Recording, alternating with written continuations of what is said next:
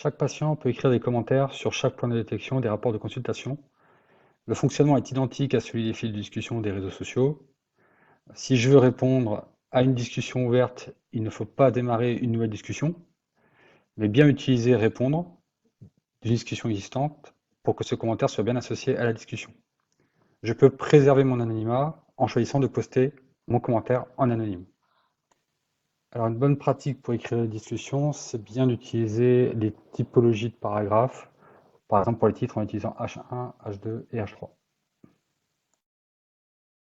Si un nouveau commentaire apparaît dans une discussion, toutes les personnes ayant participé à cette discussion sont notifiées en temps réel, même les personnes qui ont posté en anonyme. Alors, pourquoi commenter?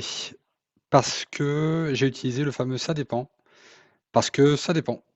Alors, expliquer pourquoi j'ai mis ça dépend, c'est un bon moyen de voir si mon constat est partagé avec mes collègues. Vous remarquerez que tous les points de détection ne génèrent pas des problèmes automatiquement par Dr. Emote. C'est le cas des questions ouvertes qui sont là pour ouvrir le débat.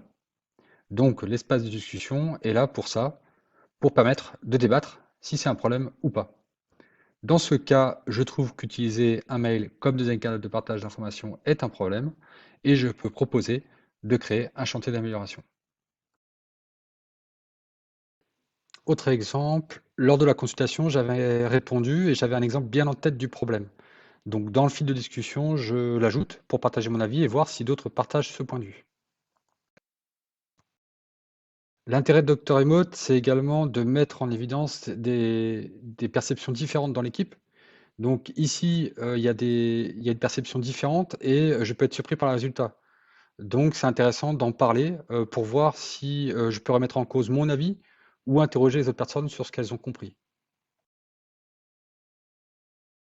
Quelqu'un a posté un commentaire sur un rapport de consultation et je considère que c'est une contre-vérité, puisqu'on a pris des décisions par le passé qui expliquaient cette situation. Donc c'est important de répondre à ce commentaire et d'ajouter du contexte.